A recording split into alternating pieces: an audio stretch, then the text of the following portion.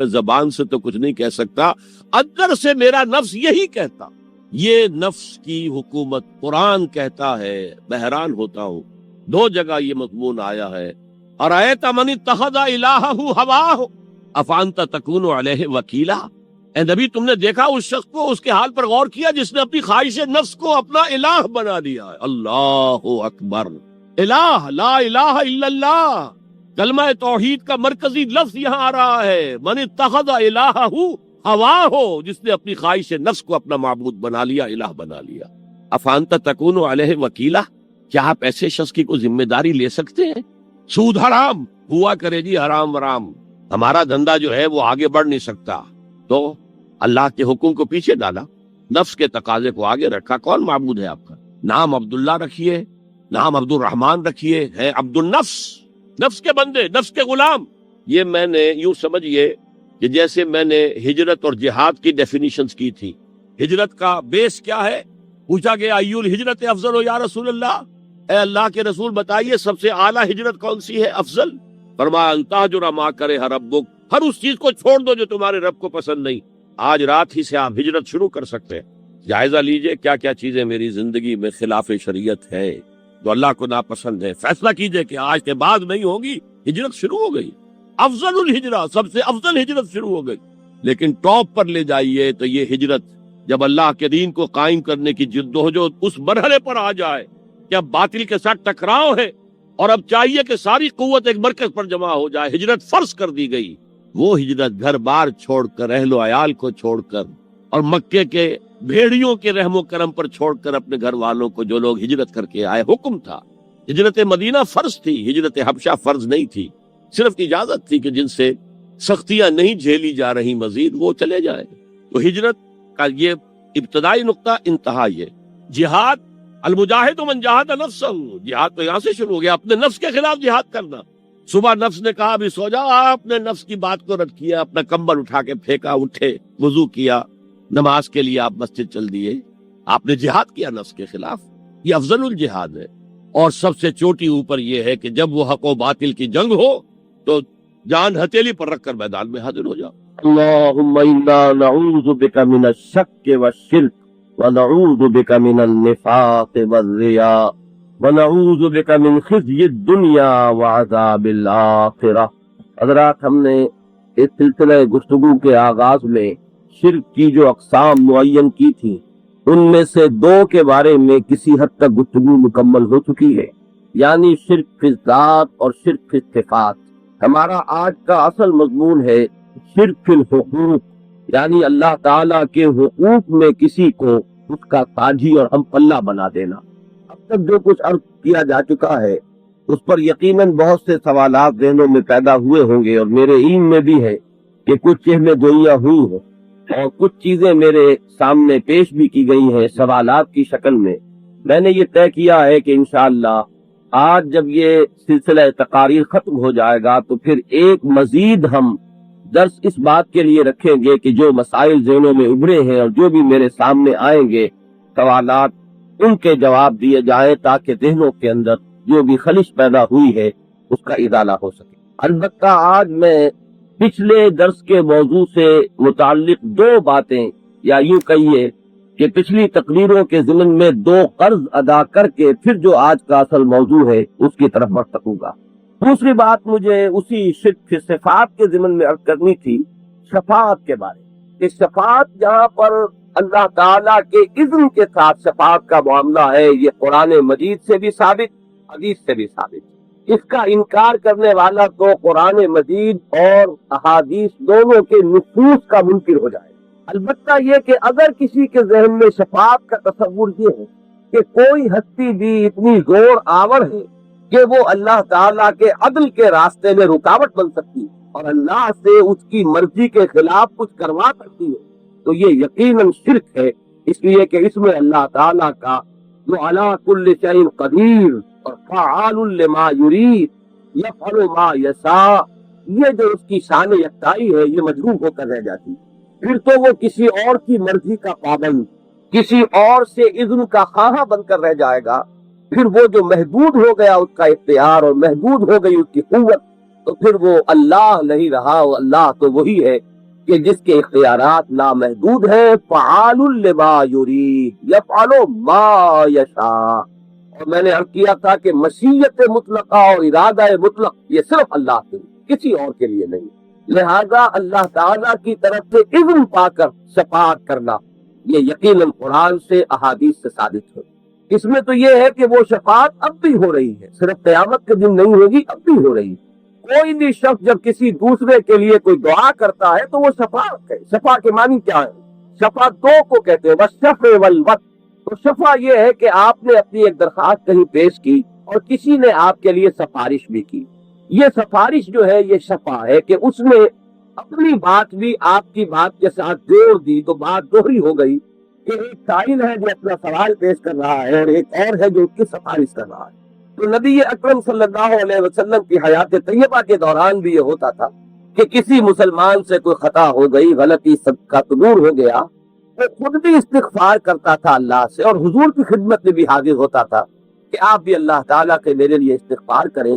تو حضور کا یہ استغفار، یہ شفاعت اسی طریقے سے قرآن مجید سے ثابت ہے کہ فرشتے شفاعت کرتے رہتے، یستغفرون لمن فی الارض، وہ زمین والوں کے لیے اپنے پروردگار سے استغفار کرتے رہتے۔ اسی طرح کا معاملہ حشر میں ہوگا، میدان حشر میں اولیاء اللہ کو، انبیاء کو، صدیقین کو، شہداء کو، صالحین کو اپنے اپنے مراتب کے مطابق اللہ تعالیٰ کی طرف سے اجازت ملے گی کہ وہ بھی گناہگاروں کے حق میں شفاعت کرے۔ اللہ تعالیٰ جسے اجازت دے گا، لا یتکلمون الا من اذن له الرحمن وقال صوابا، کوئی وہاں پر دم نہ مار سکے گا، کلام کرنے کی اس کو کا یارہ نہ ہوگا مگر صرف وہی کہ جس کے لیے اجازت ہو جائے، اور وہ بات بھی غلط نہیں کہے گا، بات بھی صحیح کہے گا۔ تو اس درجے میں شفاعت کا انکار قرآن مجید اور احادیث نبویہ کی نصوص کا انکار ہے۔ لیکن وہ جو عوامی ایک تصور ہے، جاہلانہ تصور ہے، جو یہ پنجابی زبان کے شعر میں آپ کو ملے گا، جو بلند قسم کے لوگ پڑھتے پھرتے ہیں کہ خدا جنو پکڑے چھڑا لے محمد، اور محمد نے پکڑے چھڑا کو نہیں سکتا، یہ جو تصور ہے در حقیقت اس میں آ کر وہ معاملہ اللہ تعالیٰ کی مشیت پر ایک اور مشیت جو ہے وہ غالب آ جاتی، اللہ کے ارادے پر ایک اور ارادہ مستولی ہو جاتا ہے، یہاں وہ شرک کی بدترین صورت ہو جائے گی۔ تو یہ معاملہ جو ہے جو ہلاک کا ہے اور عوامی سطح کی بات ہے، لیکن یہ کہ شفاعت کا جو مقام ہے اس میں رب اور قال ثوابا کے درجے کے ساتھ ساتھ وہ قرآن مجید کے نصوص سے ثابت۔ اب آگے چلیے، آج کا جو ہمارا موضوع ہے شرک فی الحقوق، اس کے ضمن میں سب سے پہلی بات جو میں نے اپنی بالکل جو ابتدائی گفتگو تھی اس میں بھی عرض کر دی تھی، وہ یہ کہ یوں اگر ہم اللہ تعالیٰ کے حقوق کو شمار کرنے بیٹھے تو وہ بے شمار ہو جائیں گے، لیکن ہمارے لیے بڑی آسانی ہے اس میں کہ جیسے کہ وہ کہتے ہیں کہ ہاتھی کے پاؤں میں سب کا پاؤں، اسی طریقے سے اللہ کا ایک حق ایسا ہے کہ جس میں اس کے سارے حقوق آ جاتے ہیں، اور وہ حق ہے عبادت۔ تو شرک فی الحقوق جو ہے وہ مساوی ہو جائے گا شرک فی العبادت۔ اس ضمن میں نے آج ویسے تو قرآن مجید میں یہ مضمون بے شمار مرتبہ آیا ہے، تمام رسولوں کی دعوت جو ہے وہ اسی حوالے سے ہے کہ اللہ کی بندگی کرو، اللہ کے سوا کسی اور کی عبادت نہ کرو۔ میں نے ابھی 2 آیات جو ہے آغاز میں آج تلاوت کی تھی، ایک سورہ ہود کی ابتدائی آیات کے جن میں بتایا کہ قرآن مجید کا مقصد نزول کیا ہے، محمد رسول اللہ صلی اللہ علیہ وسلم کی بعثت کی غرض و غایت کیا ہے۔ الف لام را کتاب احکمت آیاتہ، یہ وہ کتاب ہے کہ جس کی آیات محکم کی گئیں، پختہ کی گئیں، ثم فصلت من لدن حکیم خبیر، پھر وہ اس ہستی کی طرف سے بیان کی گئی، کی تفسیر کی گئی کہ جو حکیم بھی ہے اور خبیر بھی ہے، کمال حکمت والا اور تمام چیزوں سے باخبر۔ اور یہ کس لیے نازل ہوئی؟ اللہ تعبدوا الا اللہ، اس کا مقصد نزول یہ ہے کہ نہ عبادت کرو کسی کی سوائے اللہ کے، نہ بندگی کرو کسی کی سوائے اللہ کے، اننی لکم منہ نذیر و بشیر، اور میں یعنی اب یہ ہے گفتگو گویا کہ محمد الرسول اللہ صلی اللہ علیہ وسلم فرما رہے ہوں کہ میں تمہارے لیے اللہ کی طرف سے بشیر اور نذیر بن کر آیا۔ جو اس معیار پر پورے اتر جائے کہ اللہ کے سوا کسی کی عبادت نہ کریں، توحید فی العبادت کے معیار پر پورے اتر جائے، ان کے لیے میں بشیر ہوں، بشارت دینے والا، کہ ان کے لیے روح و ریحان و جنت نعیم، یہ سب ہے کہ جو اللہ نے فراہم کیا۔ اور جو اس پر پورے نہ اترے ان کے لیے میں نذیر ہوں، خبردار کرنے والا ہوں کہ ان کے لیے ان کے رب کے پاس بڑا دردناک عذاب۔ تو یہ گویا کہ قرآن مجید کا مقصد نزول۔ پھر میں نے آیت پڑھی آخری جو سورہ کہف جس پر ختم ہوتی ہے، جس میں حضور سے یہ کہلوایا گیا قل انما انا بشر مثلکم، اے نبی ان سے کہہ دیجئے کہ میں ایک بشر ہوں تم جیسا، یوحا الیہ، مجھ پر وحی کی جاتی ہے، انما الہکم الہ واحد، کہ تمہارا معبود تمہارا الہ بس ایک ہی الہ ہے۔ فمن کان یرجو لقاء ربہ، تو جو کوئی بھی امیدوار ہو اپنے رب سے ملاقات کا، فلیعمل عملا صالحا، اسے ایک تو عمل کرنے چاہیے اچھے، دیکھے کہ وہ کیا لے کر اپنے پروردگار کے ساتھ ملاقات کرنے کا خواہش مند، کون سے عمل لے کر پیش ہونا چاہتا ہے اپنے پروردگار کے حضور میں، ولا یشرک بعبادت ربہ احدا، اور دوسرے یہ کہ وہ اس شرط کو پورا کرے کہ وہ اپنے رب کی عبادت میں کسی کو شریک نہ ٹھہرائے۔ تو ہماری جو آج کی گفتگو ہے اس کا موضوع ہے شرک فی العبادت۔ اب اس شرک فی العبادت کو سمجھنے کے لیے ہمیں سب سے پہلے عبادت کو سمجھنا ہوگا، عبادت کیا ہے۔ اس موضوع پر ظاہر بات ہے کہ وقت کی تنگی کے باعث میں زیادہ تفصیلات میں نہیں جا سکتا، ویسے بھی مختلف مواقع پر یہ موضوع ہماری تقریروں میں آتا رہتا ہے۔ تنظیم اسلامی جس مقصد کے لیے قائم ہوئی ہے، کیونکہ بنیادی دعوت اس کی یہی ہے، لہذا جہاں کہیں گفتگو ہوتی ہے اس پر لازماً کچھ نہ کچھ بیان ہوتا ہے، لیکن بہرحال آج کی گفتگو کے لیے چاہیے کہ چند باتیں آپ اچھی طرح سمجھیں۔ عبد کہتے ہیں عربی میں غلام کو، بندے کو، عبادت غلامی اور بندگی، اور قرآن مجید کی جو آیہ مبارکہ ہے کہ وما خلقت الجن والانس الا لیعبدون، اس کا صحیح ترین ترجمہ نہ کہے ترجمانی کہیے جو شیخ سعدی نے کی ہے، وہ یہ ہے کہ زندگی آمد برائے بندگی، زندگی بے بندگی شرمندگی۔ لیکن یہ تو ہوا ایک لفظ میں اس کا مفہوم اور اس کا معنی۔ اصل میں عبادت کیا ہے، اس پر جو صحیح ترین اور جامع ترین باتیں ہیں وہ امام ابن تیمیہ رحمۃ اللہ علیہ اور حافظ ابن قیم رحمۃ اللہ علیہ نے یوں سمجھیے کہ دریا کو کوزے میں بند کیا۔ ان دونوں حضرات کی رائے یہ ہے کہ العبادت تجمع اصلین، عبادت دو بنیادوں یا دو جڑوں کو اپنے اندر جمع کرتی ہے، یعنی اس کے دو اجزاء ہیں جو بنیادی اجزاء ہیں، ان دونوں سے مل کر یہ عبادت وجود میں آتی ہے۔ اور وہ دو کیا ہے؟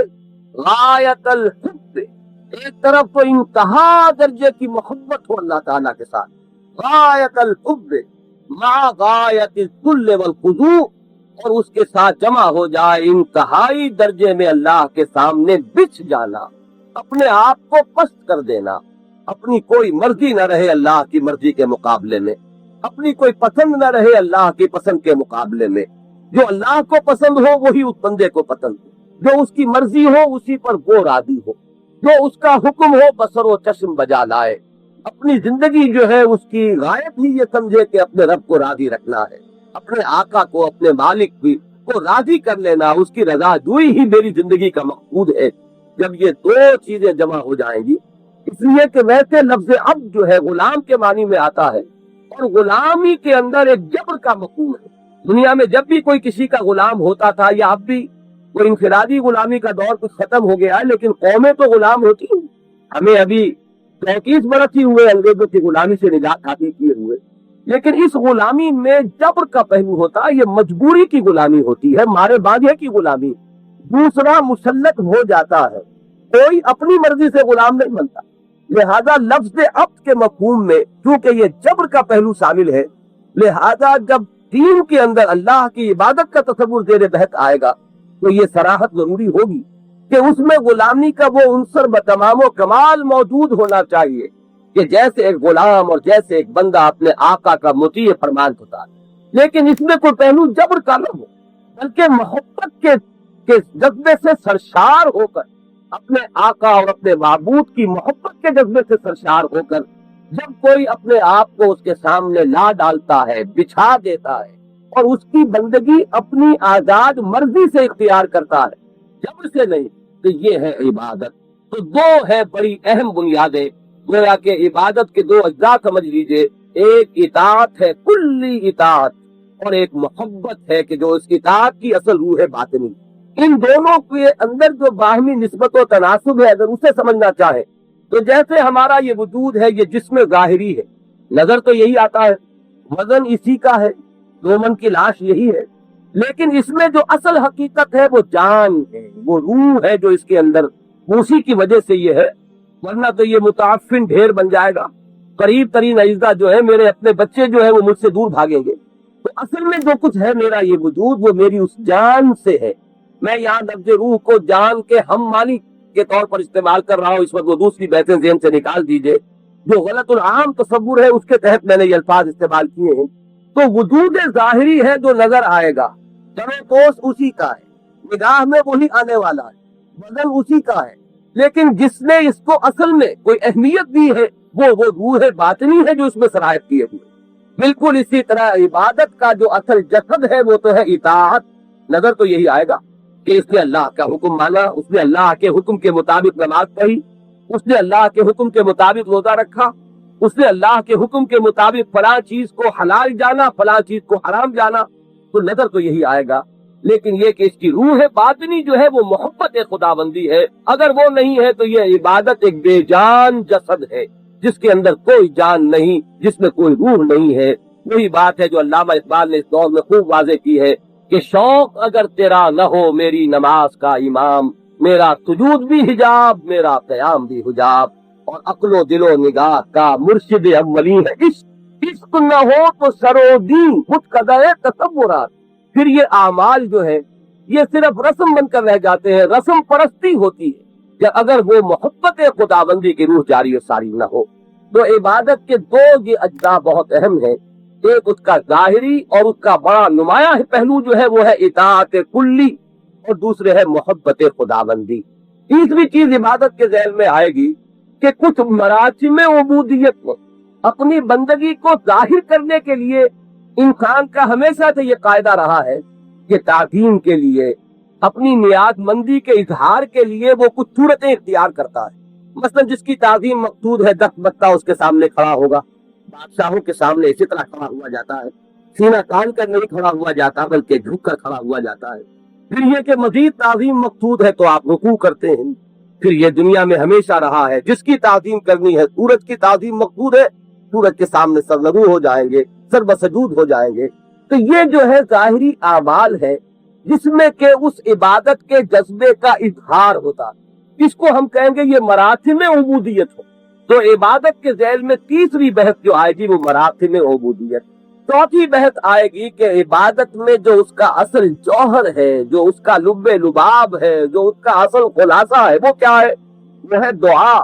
किसी हस्ती को पुकारा जाता मुश्किल कुशा समझकर, हाजत रवा समझकर, तकलीफों का दूर करने वाला समझकर, उसे कादिर मुतलक समझते हैं तो उसे पुकारते हैं, उसे समी और बसीर समझते हैं तो उसको पुकारते हैं। ये समझते हैं कि वो हमारी तकलीफें रफा कर सकता है तो इस्तिगासा करते हैं, इस्तिदा करते हैं। तो दुआ जो है हुजूर ने फरमाया अद्दुआओ हुवल इबादा, अद्दुआओ मुखुल इबादा। इबादत का जौहर जो है वो दुआ है और दुआ ही असल इबादत। और आखिरी बहस 5वीं जो आएगी इबादत में वो ये है कि कोई इबादत अल्लाह को कबूल नहीं है जब तक कि उसमें खुलूस और इखलास न हो। खुलूस और इखलास की जिद क्या है? रियाकारी, दिखाने के लिए करना, लोगों को दिखाना। किसी के साथ एक लफ्ज आता है सुमा, रिया है दिखाना, सुमा है सुनाना। तो रिया और सुमा जब आ जाएंगे इबादत में तो यहाँ पर इबादत की जो असल शर्त है कबूलियत की वो खत्म हो जाए। चुनांचे कुरान मजीद में इसको भी वाज़ेह किया गया, वमा उमिरू इल्ला लियअबुदुल्लाह मुखलिसीन लहुद्दीन हुनफा। और उन्हें तो हुक्म इसी बात का दिया गया था कि वो अल्लाह की बंदगी करे, उसके लिए खुलूस और इखलास के साथ अपनी पूरी इताअत और गुलामी और दीन को उसके लिए खालिस करते हुए यकसू होकर। अगर इसमें कहीं किसी को दिखाना भी शामिल हो गया, कुछ सुनाना भी शामिल हो गया, कुछ लोगों से अपनी तारीफ कराना भी मकसद के तौर पर सामने हुआ, कोई दुनियावी उससे मनफात हासिल करना भी अगर पेशे नजर है तो वो खुलूस और इखलास जो है वो खत्म और रिया और सुमा उसके अंदर आ जाएंगे और वो इबादत जो है अल्लाह ताला के यहाँ मरदूद शुमार होगी, मकबूल नहीं होगी। तो ये 5 उन्वानात ज़हन में मुतय्यन कर लीजिए कि इबादत के ये 5 पहलू कह लीजिए, 5 अज्जा कह लीजिए, इताअत नंबर 1, मोहब्बत नंबर 2, मरासिम उबूदियत नंबर 3, दुआ का जौहर, इबादत का जौहर दुआ, और आखिरी ये कि इबादत की कबूलियत की शर्त इखलास, जिसकी जिद है रिया और तुमा। अब इन 5 उन्वानात के तहत हम ये समझेंगे कि शिर्क फिल इबादत क्या है। और मैं आज ये चाहूंगा, चूंकि मजमून तवील है और हमें 2 घंटे में इसको समेटना है, कि आप जरा मेरा साथ दीजिए और पूरे तौर पर तवज्जो को मुर्तकिब रखिए और बिल्कुल अलजबरा के फार्मूलों की तरीके से बात समझते जाइए। इसमें कुछ इश्कालात आपके जहनों में लामुहाला आए, क्योंकि ये मज़ामीन आम तौर पर सामने नहीं आते। हमने चंद चीजों को समझा हुआ, बस शिर्क यही। ये शिर्क की गंभीरी जो है, इसकी हमागिरी और इसकी वुसअत जो है, वो अक्सर व बेशतर हमारे सामने नहीं है। लिहाजा जब ये बातें सामने आती हैं तो बहरहाल इंसान चौंकता है। और एक सवाल जो कदम कदम पर सामने आएगा वो ये है कि इसके मानी तो ये हुए कि हर गुनाह शिर्क है। इस सवाल का जवाब मैं आखिर में दूंगा इंशाअल्लाह पूरी वजाहत के साथ।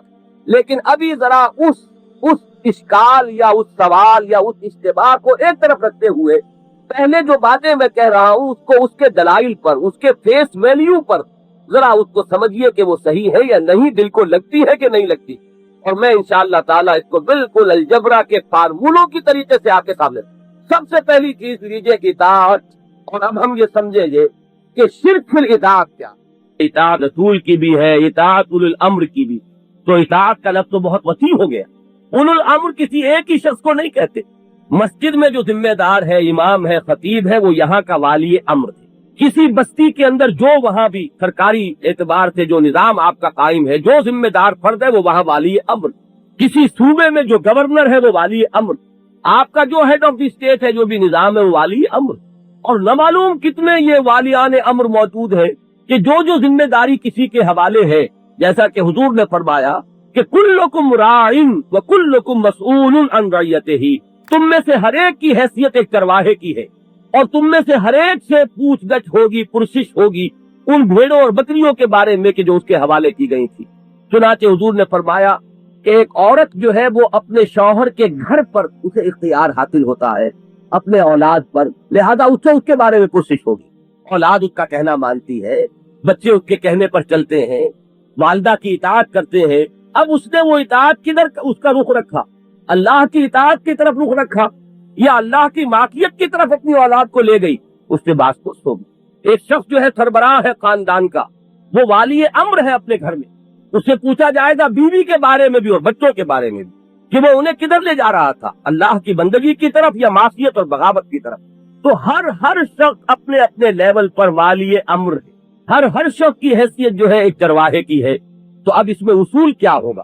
वालिदैन की इताअत, असातिज़ा की इताअत, अपने उलमा की इताअत, अपने मुर्शिदीन की इताअत, अपने हुक्मरानों की इताअत, अपने बड़ों की इताअत। तो फिर इसमें तौहीद फिल इताअत क्या है और शिर्क फिल इताअत क्या है, इसको समझ लीजिए। वो तौहीद फिल इताअत ये है, इसको हुजूर की एक हदीस से समझ लीजिए। और ये तो मैं चाहूंगा कि आप में से हर शख्स याद करे। ये गोया कि वो अलजबरा का फार्मूला है जो हुजूर ने इसको बयान कर दिया। ला ताअता लि मखलूकिन फी मासियतिल खालिक, किसी मखलूक की इताअत नहीं की जाएगी उस मामले में कि जिसमें खालिक की मासियत लाजिम आ रही है। मखलूक की इताअत का इनकार नहीं है। वालिदैन की इताअत करो, अपने बड़ों की इताअत करो, सुपीरियर की इताअत करो, अपने हुक्काम की इताअत करो, असातिज़ा की इताअत करो। अगर कोई दीनी एतबार से किसी के साथ अपने आप को मुंसलिक किया है, उनकी इताअत करो। लेकिन किसी की इताअत जो है वो अल्लाह की मासियत में नहीं होगी। कोई भी अगर तुम्हें अल्लाह के हुक्म के खिलाफ हुक्म देगा तो अब उनकी इताअत नहीं है, वहां उनकी इताअत का दायरा खत्म हो जाएगा।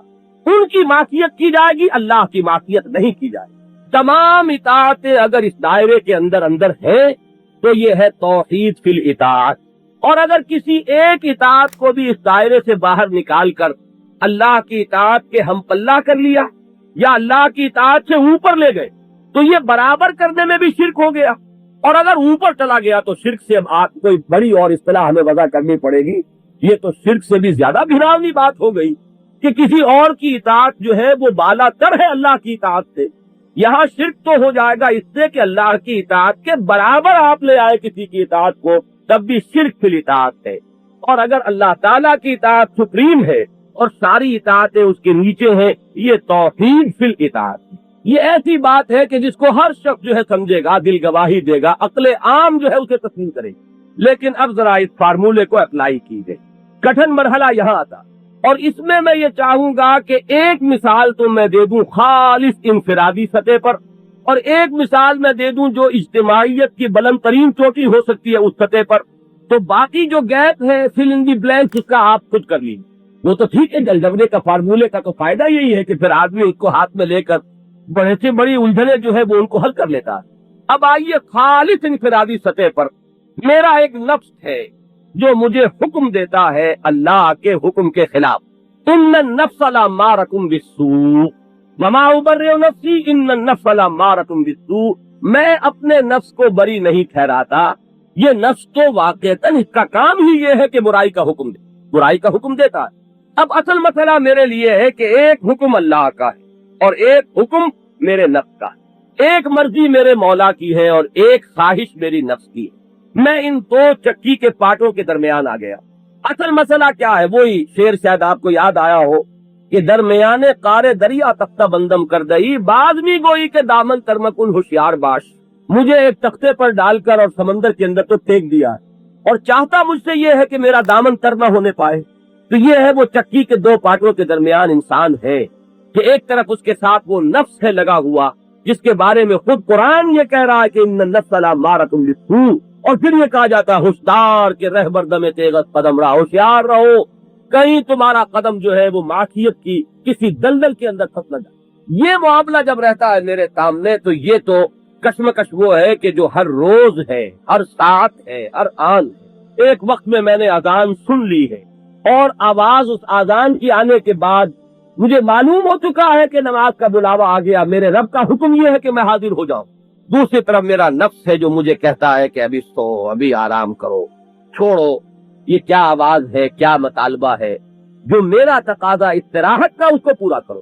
اب آپ سوچئے کہ دو اطاعتوں میں سے کس کو مؤخر کیا، کس کو مقدم کیا، کس کو ور رکھا اور کس کو نیچے کر دیا. اسی میں سارا فیصلہ ہے.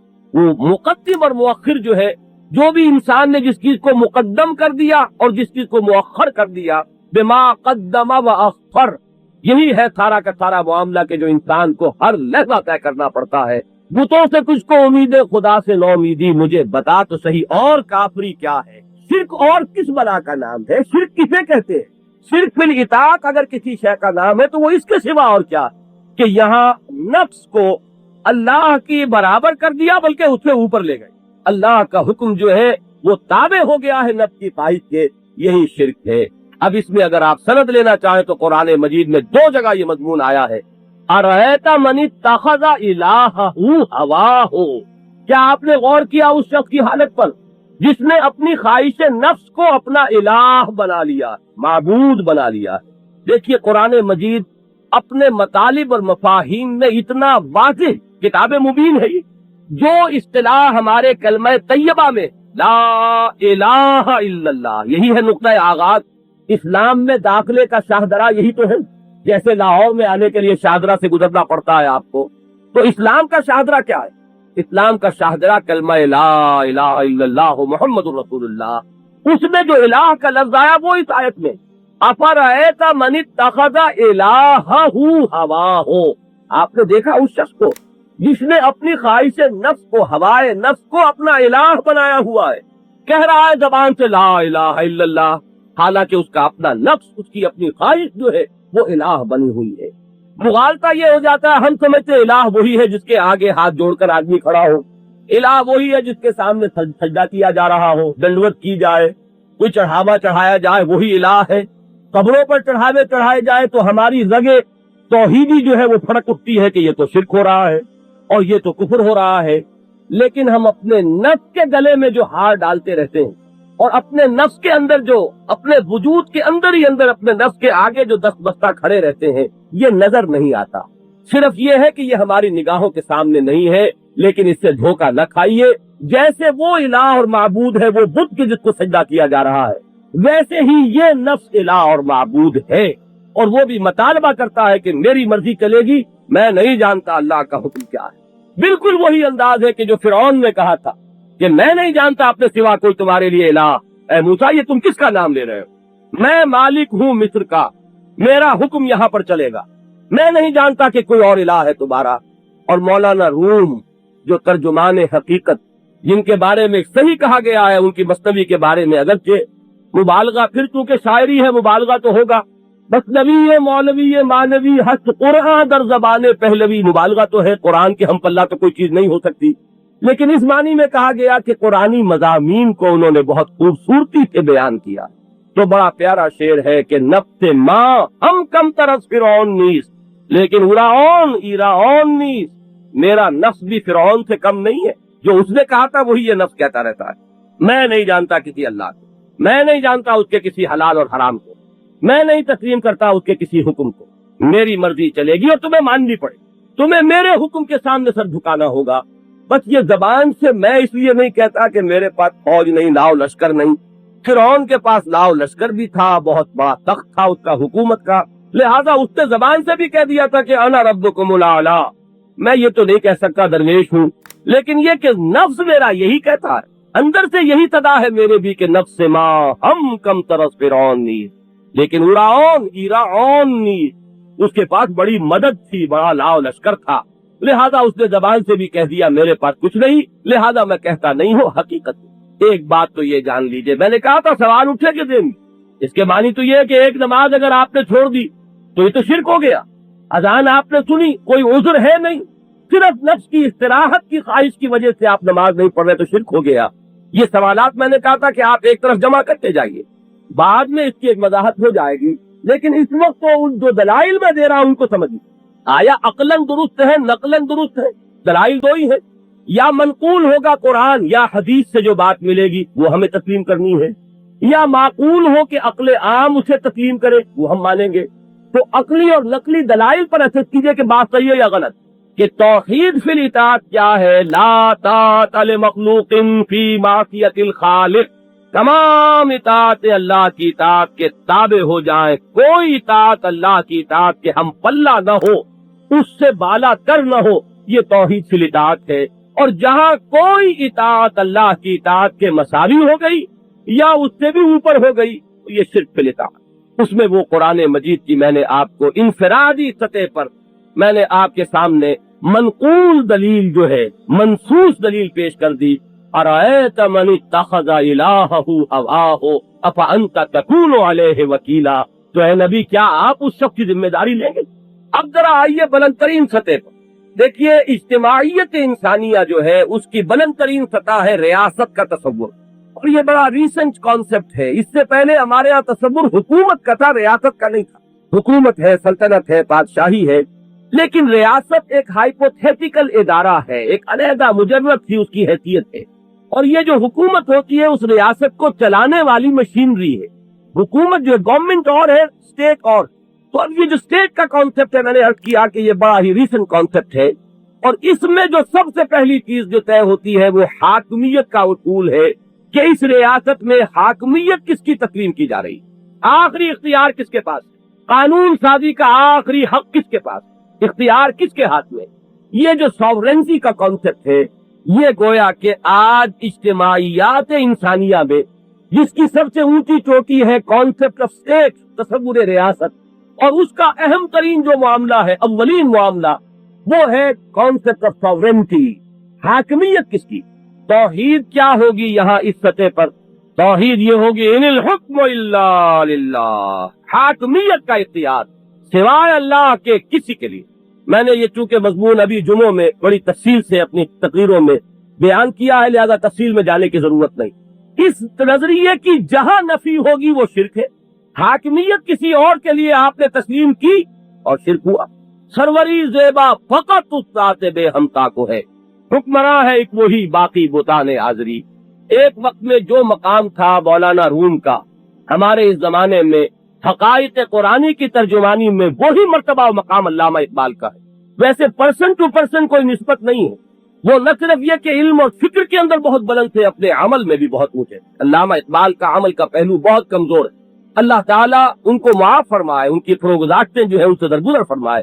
لیکن فکر کے اعتبار سے واقعہ یہ ہے، مجھے کہنے دیجئے کہ قطعاً کوئی فرق نہیں ہے जिस सतह पर मौलाना रूम थे उसी सतह पर मौलाना अल्लामा इकबाल है इस वक्त, और उन्होंने किस खूबसूरती से इसको बयान किया है।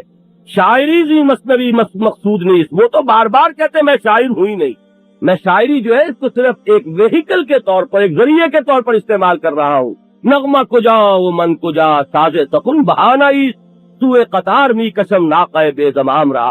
जो आप देखिए कोई शायरी है, शायरी तो गुलो बुलबुल की शायरी होती है, को रुखसारों की और काकुलों की और जुल्फों की शायरी होती है। यहाँ शायरी हो रही है थरवरी ज़ेबा फकत उस साते बे हमता को है, हुक्मरा है एक वही बाकी बुताने हाजरी। इस उसूल को आप जहां तोड़ देंगे वो शिर्क है, चाहे वो बादशाहत हो, मुलूकियत हो। अगर कोई फर्द वाहिद बैठता है कि हाकिम मैं हूँ, मेरे हाथ में कानून साजी का इख्तियार है, मेरी जबान से निकला हुआ लफ्ज कानून है, शिर्क है, बदतरीन शिर्क है। इनिल हुक्म इल्ला लिल्लाह की नफी होगी। अगर इसी का इख्तियार के मुद्दई जमहूर बनकर सामने आ जाए, कलेक्टिव लेवल पर इंसान दावा करे हाकमियत हमारी है, पॉपुलर सॉवरेंटी, ये भी शिर्क है, बदतरीन शिर्क है। इस दौर का सबसे बड़ा शिर्क यही है, सबसे आम शिर्क यही है। बुत परस्ती वाले शिर्क का दौर गुजर गया है। अब हिंदुस्तान में भी आपको शायद कोई 1-2% लोग मिले कि जो जाकर बुतों को दंडवत करते हैं, वो दौर गया। अब जो शिर्क है वो बिल्कुल दूसरे शिर्क है। जो मैंने अर्ज किया था अपनी पहली गुफ्तगू में कि जरूरत इस बात की है कि हर दौर में जो शिर्क नया लिबादा पहनकर आता है उसको इंसान समझे। तो ये जो ह्यूमन सॉवरेंटी का कॉन्सेप्ट है ये शिर्क है।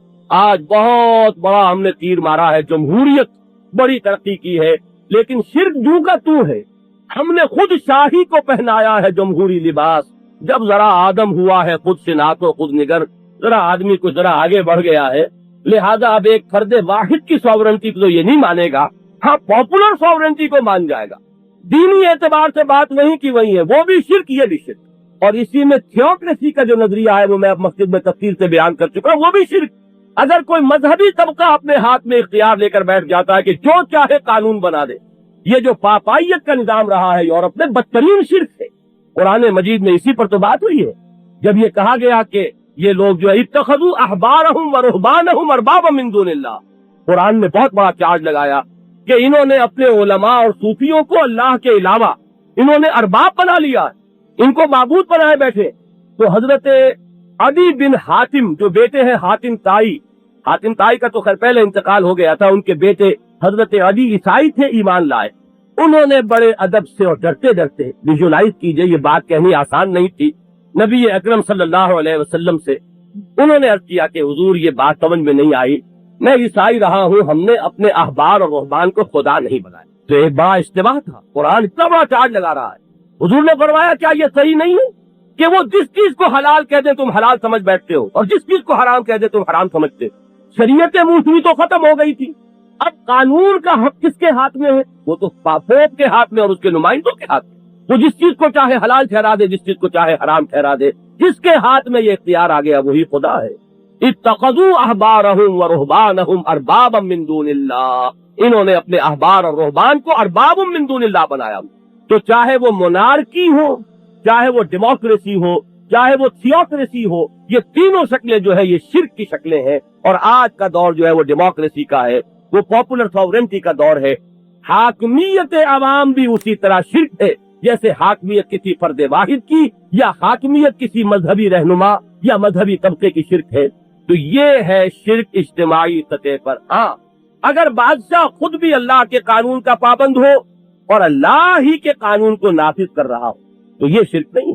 हजरत दाऊद और हजरत सुलेमान ये शिर्क करने वाले नहीं थे, नमरूद और फिरौन थे शिर्क करने वाले। इसी तरीके से मजहबी तबका अगर अपनी मर्जी से नहीं बल्कि जो असल सोर्स है कुरान या जो भी सोर्स किसी जमाने में किताब रही तौरात, उसके मुताबिक अगर हुक्म दे रहे हो और उनके हाथ में इंतजामी इख्तियारात हो तो ये शिर्क नहीं होगा, ये थियोक्रेसी हो जाएगी with in the concept of divine sovereignty. इख्तियार मुतलक अल्लाह का है, लेकिन इंतजामी उमूर जो है वो मजहबी तबके के हाथ में है। चुनांचे ये निजाम रहा बनी इसराइल में, तालूत से पहले जो निजाम रहा है वहाँ वो इसी नौइयत का निजाम था। कानत बनु इसराइल तसूसुहुमुल अंबिया। और इसी तरीके से एक जमहूरियत अगर ये तय कर ले, जिस पर मैं तफसील से गुफ्तगू कर चुका हूँ, कि असल तो तशरीह का हक अल्लाह का है और कोई कानून साजी यहाँ पर जो जमहूरी इदारे बनेंगे, कोई पार्लियामेंट, कोई कांग्रेस, जो भी आप उसे कहें, उसकी जो قانون سازی کی جو اس کے اختیارات ہیں وہ محدود رہیں گے کتاب و سنت کے دائرے کے اندر لا طاعت لمخلوق فی معصیت الخالق. اگر اس اصول کو پورا کر دیا جائے تو وہ جمہوریت اب شرک نہیں ہوگی. لیکن مطلق جمہوریت شرک ہے، مطلق بادشاہت ملوکیت شرک ہے، مطلق تھیوکریسی شرک ہے. تو یہ ہے اس جگہ سے لے کر ابتدا سے لے کے انتہا تک اصول کیا ہے کہ اطاعت مطلق صرف اللہ کا حق ہے، باقی سب کی اطاعت مشروط ہوگی اللہ کی اطاعت سے. یہ ہے توحید فی الاطاعت. اور اس کو جہاں بھی آپ مجروح کر دیں گے وہ شرک کی کوئی شکل بن جائے گی، چاہے وہ خالص انفرادی سطح پر نفس پرستی ہو یا اجتماعی سطح پر وہ کوئی بھی تصور ہو حاکمیت غیر اللہ کا، اللہ کے سوا کسی اور کی حاکمیت کا تصور، وہ شرک. اب اس کے درمیان میں جتنے بھی ہو سکتے ہیں مدارج اور مراتب، جب آپ نے اول و آخر کو سمجھ لیا تو پھر مشکل نہیں ہے کہ آپ اس کے اندر اب مزید جو ہے رنگ اس خاکے کے اندر آپ رکھ سکتے ہیں. اب آئیے دوسری چیز، میں نے عرض کیا تھا کہ عبادت کی روح جو ہے وہ محبت.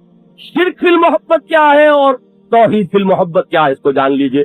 اس موضوع پر قرآن مجید میں سورہ بقرہ کا جو 20واں رکوع ہے وہ کلائمیکس، وَمِنَ النَّاسِ مَن يَتَّخِذُ مِن دُونِ اللَّهِ أَندَادًا يُحِبُّونَهُمْ كَحُبِّ اللَّهِ وَالَّذِينَ آمَنُوا أَشَدُّ حُبًّا لِلَّهِ. یہاں شرک فی المحبت کا ذکر بھی آ گیا اور توحید فی المحبت کا بیان بھی ہو گیا. لوگوں میں سے کچھ ایسے بھی ہیں جو اللہ کے سوا کچھ ہستیوں کو اس کا مد مقابل بنا لیتے ہیں کہ اس سے ایسی محبت کرتے ہیں جیسی اللہ سے. یعنی اگر کوئی ہستی، کوئی ادارہ، یا وہ پرسن ہوگا یا انسٹیٹیوشن ہوگا، کوئی شخص یا کوئی ادارہ اگر اتنا ہی محبوب ہو جائے جتنا اللہ محبوب ہے تو یہ شرک فی المحبت ہے. وہی جیسے اطاعت میں مساوی اگر ہو گیا تو شرک فی الاطاعت ہے. اطاعت اگر غالب اللہ کی ہے، اس کے تابع اطاعت ہے تو یہ توحید ہے. اسی طرح محبت کے اندر توحید کیا ہے، والذین آمنوا اشد حبا للہ. جو لوگ واقعتاً ایمان والے ہیں وہ سب سے زیادہ سخت ہے اللہ کی محبت میں. ساری محبتوں پر غالب محبت اللہ. حضرت ابراہیم کا اصل امتحان کیا تھا؟ وہ سارے امتحانات جو ہے ان میں سے وہ پاس ہو گئے تھے. والدین کی محبت کو انہوں نے اللہ کی محبت پر قربان کر دیا، والدین کے گھر کو چھوڑ دیا توحید کے، اپنی قوم کی محبت کو اللہ کی محبت پر قربان کر دیا، وطن کی محبت کو اللہ کی محبت پر قربان کر دیا، چھوڑ دیا. انی مہاجر الی ربی سیہدین، میں تو انی ذاہب الی ربی سیہدین، میں تو اب اپنے رب کی طرف جا رہا ہوں، اپنے وطن کو خیر بات. آخری محبت بیٹے کی محبت. بیٹا کیسا؟ اکلوتا بیٹا. کس عمر میں ملا ہے؟ 87 برس کی عمر میں، دعائیں مانگ مانگ کر ملا ہے وہ بیٹا. اور انتہائی جو حلیم الطبع بیٹا ہے، جس کے روئے روئے سے سعادت مندی اور نیکی جو ہے پھوٹ رہی ہے. کتنی محبت ابراہیم کے دل میں ہوگی اس کی. اب دیکھا کہ یہ محبت کہیں ہماری محبت سے بالا تر تو نہیں ہو گئی. یہ آخری امتحان ہے. اسے بھی اگر ہمارے لیے ہمارے حکم کے تحت جمع کر سکتے ہو تب تو تم واقعتاً موحد فی المحبت ہو گئے. اللہ کی محبت میں توحید کا مقام تم نے حاصل کر لیا. اور اگر یہاں فیل ہو گئے تو معلوم ہوا کہ ایک محبت ایسی ہے جو اللہ کی محبت کے برابر بیٹھی ہے دل کے سنگھاسن پر. دل میں جو تخت ہے محبت کا اس میں برابر ہے اللہ کے، یا اللہ سے بھی بالا تر محبت ہو گئی ہے. اگر یہ ہو جائے تو جان لو کہ توحید کے امتحان میں فیل ہو گئے. یہ آخری امتحان تھا محبت کا جو حضرت ابراہیم نے پاس کیا، اور محبت اکلوتے بیٹے کی محبت. یہ ہے توحید فی المحبت. اور شرک فی المحبت کے لیے بھی ایک آیت سن لیجیے. ویسے تو یہاں آ گئی ہے وہ بات، وَمِنَ النَّاسِ مَن يَتَّخِذُ مِن دُونِ اللَّهِ أَندَادًا يُحِبُّونَهُمْ كَحُبِّ اللَّهِ. لوگوں میں وہ ہے کہ جو اللہ کے سوا کسی کو مد مقابل بنا کر اس سے محبت کرتے ہیں جیسی اللہ سے محبت کرنی چاہیے یا کرتے ہیں. كَحُبِّ اللَّهِ وَالَّذِينَ آمَنُوا أَشَدُّ حُبًّا لِلَّهِ. تو شرک فی المحبت بھی اس میں بیان ہو گیا، توحید فی المحبت بھی. لیکن ذرا ایک آیت اور سن لیجئے، بات واضح ہو جائے گی. جیسے اطاعت اللہ کی، اطاعت اس کے رسول کی، محبت اللہ کی اور محبت اللہ کے بعد اس کے رسول کی صلی اللہ علیہ وسلم. اب آپ ذرا سنیے وہ آیت مبارکہ سورہ بقرہ کی آیت نمبر 24.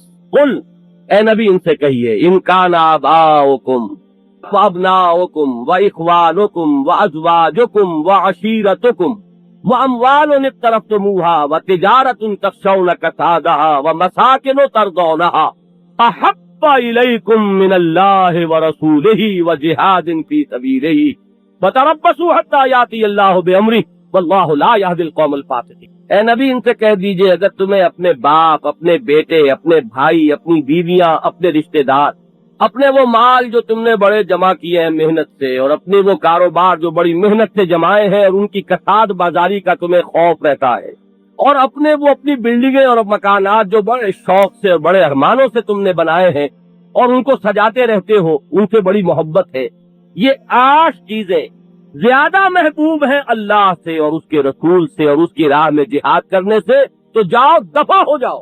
फतरब्बसू, जाओ, इंतजार करो। ये बिल्कुल इसका जो मफहूम होगा, जाओ, दफा हो जाओ। वल्लाहु ला यहदिल कौमल फासिकीन, अल्लाह ऐसे फासिकों को हिदायत नहीं देता, इसलिए कि मुशरिक है। ये शिर्क फिल मोहब्बत के अंदर मुब्तला है। अल्लाह की मोहब्बत के मसावी, बल्कि बराबर, बल्कि उससे भी जायद मोहब्बत है इनको अपने माल से और अपनी औलाद से और अपनी बीवियों से और अपने वालिदैन से और अपने घर बार से, अपनी जायदादों से और अपने कारोबार से, अल्लाह से और उसके रसूल और उसकी राह में जिहाद करने से ज्यादा मोहब्बत इनसे है। फतरब्बसू हत्ता याती अल्लाहु बिअमरी, जाओ जहां तक कि अल्लाह ताला अपना फैसला सुना दे, और अल्लाह ऐसे फासिकों को हिदायत नहीं दे। अब जरा ये है अलजबरे का फार्मूला, इसको ले लीजिए हाथ में, अप्लाई कीजिए। कुरान मजीद में कहा गया, बात इंसाफ की कहो, वलौ अला अनफुसिकुम अविल वालिदैन वल अक़रबीन, बात इंसाफ की कहो, चाहे अपने खिलाफ जाती हो, चाहे वालिदैन के खिलाफ जाती हो, चाहे रिश्तेदारों के खिलाफ जाती हो। आपके जो गरोही तसव्वुरात हो, जो फिरके वाराना तसव्वुरात आप लिए बैठे, उस पर जरा सी आंच आती है तो आप तलमलाते हैं। अगर आपके बारे में ये कहा जाए कि शिर्क से बचे हुए आप भी नहीं, तो बहरहाल गुस्सा तो आएगा, लेकिन ये कि सोचिए, हकीकत को समझिए। दूसरों पर शिर्क के फतवे जड़ देना बहुत आसान है। दूसरों की आंखों के अंदर अगर तिनका है वो नजर आ जाता है, अपनी आंख का शकीर नजर नहीं आता। कुरान मजीद से समझिए शिर्क किसे कहते हैं, शिर्क फिल मोहब्बत क्या है, शिर्क फिल इताअत क्या है। अब जरा इसको लीजिए और अप्लाई कीजिए। पहली बात, माल बहुत मोहब्बत है आपको माल से। आयत तो मैंने सुना दी नफ्स कतई, जरा हदीस में लेना है तो हुजूर की, चाहे तो इसको बद्दुआ कह दे और चाहे आप एक खबरिया कलाम इसको करार दे ले। अब्दुद्दीनार अब्दुद्दिरहम, हलाक हो जाए दिरहम और दीनार का बंदा। ये लफ्ज कौन सा इस्तेमाल किया, अब्द। जैसे वहां मैंने बताया था लफ्ज इलाह का आया है ताकि कोई इश्काल ना रहे। इलाह के लफ्ज के आने के बाद तो कोई इस्तेमाल की गुंजाइश नहीं, कोई इधर उधर से जान बचाने की और कहीं इधर उधर से निकल भागने का कोई मौका नहीं। इसी तरीके से यहाँ लफ्ज कौन सा लाए हैं, मोहम्मदुर रसूलुल्लाह सल्लल्लाहु अलैहि वसल्लम, वो लफ्ज अब्द, अब्दुद्दीनार और अब्दुद्दिरहम। माल आना चाहिए, हलाल से आए, हराम से आए। दिरहमो दीनार, इसकी मोहब्बत है, इससे कोई गरज नहीं कि वो हलाल से है या हराम से, जायज से है या नाजायज से। अगर ये मोहब्बत माल की आपके दिल में है तो आपका माबूद कौन है, महबूब कौन है? माल। जो महबूब है वही माबूद है आपका। तो आपके माबूद 2 हो गए, अल्लाह के लिए भी आके यहाँ सजदे करते हैं और माल भी आपका माबूद है। चाहे आप लक्ष्मी बाई को नहीं पूछते, वो लक्ष्मी देवी के पुजारी जो है वो भी उस लक्ष्मी को नहीं पूछते, दौलत को पूछते हैं। वो दर हकीकत लक्ष्मी तो एक सिंबल है उनके यहाँ, वो एक अलामत है दौलत की देवी। तो पुजारी तो असल में वो दौलत के हैं। हमने सिर्फ ये है कि किसी को लक्ष्मी देवी करार देकर उसकी मूर्ति नहीं बनाई, उसे नहीं पूजा, लेकिन जो असल मकसूद है उस पूजा का लक्ष्मी देवी की, वो हम कर रहे हैं। और हुजूर फरमाते हैं चाहे इसको कलाम खबरिया शुमार करें, हलाक हो गया दिरहमो दीनार का बंदा, और चाहे इसको दुआइया इंशाइया कलाम मानेंगे तो ये बद्दुआ है, हलाक हो जाए दिरहमो दीनार का बंदा। नाम वो अपना रखे हुए अब्दुल रहमान, हकीकत में है अब्दुल दीनार।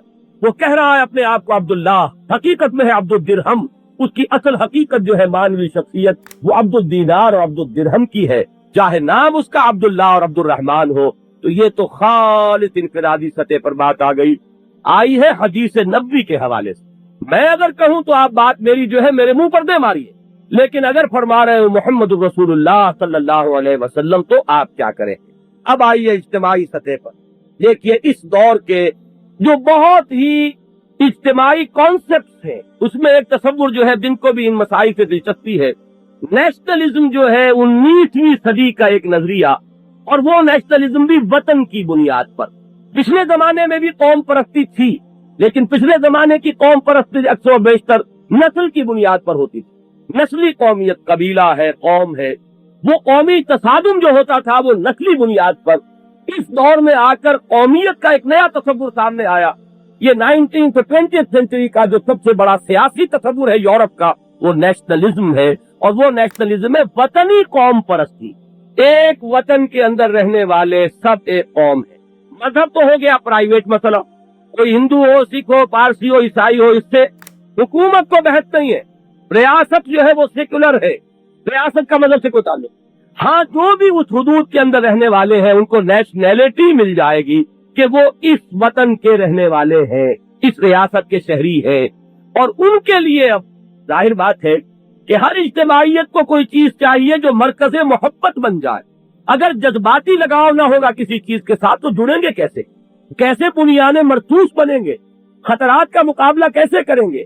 لہذا اس دور میں جو اصل معبود تراشا گیا ہے وہ وطن ہے، وطن کی محبت، وطن کی عظمت، وطن کی آن پر کٹ مرنا، وطن کی جے، وطن کا نعرہ، وطن کے لیے علامت کے طور پر جھنڈا اور اس کو سلامی دینا اور کھڑے ہونا۔